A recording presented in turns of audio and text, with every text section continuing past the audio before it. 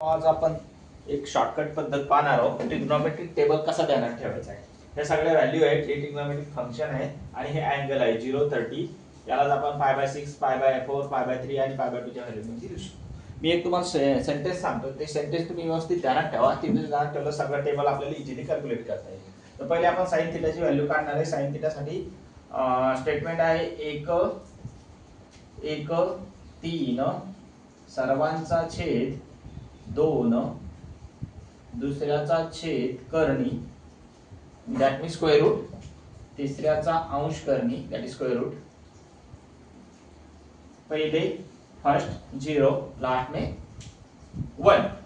1 1 3 सर्वांचा छेद 2 दुसऱ्याचा छेद करणी तिसऱ्याचा अंश करणी पहिले 0 नंतर 1. हे एक स्टेटमेंट ध्यानात ठेवलं तर या सगळ्या तुम्हाला sin थीटाच्या व्हॅल्यू कॅल्क्युलेट करता येईल.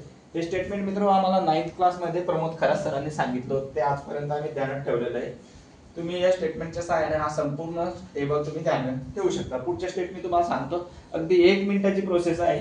1 मिनिटामध्ये सगळ्या व्हॅल्यू काढता येतात, पण मी थोडा वेळ घेतोय तुम्हाला डिटेल मध्ये एक्सप्लेन करण्यासाठी. ठीक आहे मित्र, sin थीटाच्या व्हॅल्यू एकदा तुम्हाला मिळाले की cos थीटाच्या व्हॅल्यू फक्त याच्या रिव्हर्स व्हॅल्यू लिहायच्या सर्व. 1 जे आहे सुरुवातीला घ्यायचं आहे 1 in a first place. Second काय घ्यायचंय तुम्हाला √3/2 म्हणजे π/3 ची व्हॅल्यू इकडे येऊन जाईल. π/4 ची जी व्हॅल्यू आहे 1/√2 ॲज इट इज राहील त्याच ठिकाणी आणि 1/2 इकडे जाईल सेकंड लास्ट ठिकाणी. इथे 1/2 आणि 0 लास्टला जाईल. बस sin ची भेटली, cos ची भेटली. tan ची व्हॅल्यू काढण्यासाठी काही नाही, सिंपल फॉर्म्युला आहे आपल्याकडे ट्रिग्नोमेट्रिक फॉर्म्युला आहे मित्र. tan of theta is equal to काय असतो, sin theta divide by cos theta ही व्हॅल्यू असते. sin ची व्हॅल्यूला cos च्या व्हॅल्यूने डिवाइड केल्यानंतर tan च्या सगळ्या व्हॅल्यू मिळून जातील आपल्याला. इथे 0 आहे, 0 ला 1 ला डिवाइड केल्याच्या नंतर आपल्याला 0 मिळेल. इथे पण तेच होईल, 1/2 ला √3/2 ने जर डिवाइड केलं तर 2 कॅन्सल होईल डिनॉमिनेटरची.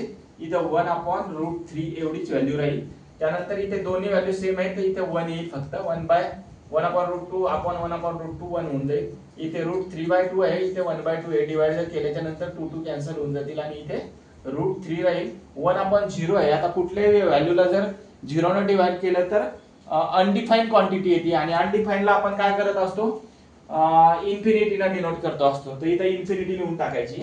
त्यानंतर एकदा tan ची व्हॅल्यू काढली तर आपल्याकडे फॉर्म्युला आहे cot 30.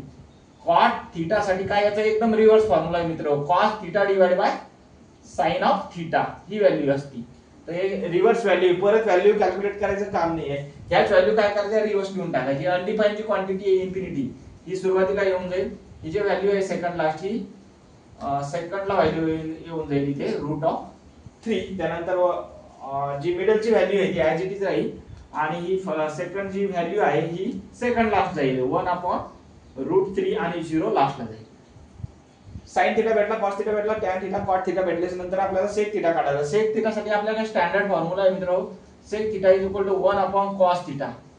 cos थीटाच्या ज्या व्हॅल्यू आहेत त्या म्हणजे cos थीटाच्या सगळ्या व्हॅल्यू आपण जर रेसिप्रोकल जर घेतला cos थीटाच्या सगळ्या व्हॅल्यूचा तर आपल्याला sec थीटा मिळून जाईल.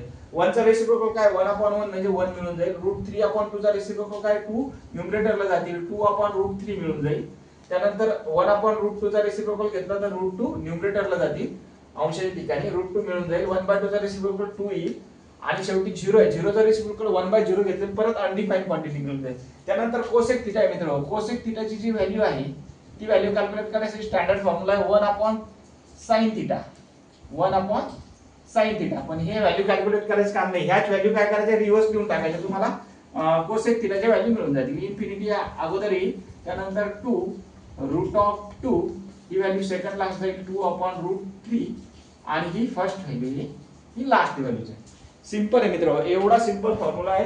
हे सगळं JEE 9th क्लासला 10th क्लासला 11 आणि 12 ला आणि पुढे MSc साठी जर तुम्ही शिकत असाल, पुढे PhD करत असाल तर जोपर्यंत मॅथमॅटिक्स सगळ्या ठिकाणी या ट्रिग्नोमेट्रिक फंक्शनचा यूज होतो आणि या व्हॅल्यू आपल्याला लागतात प्रत्येक ठिकाणी.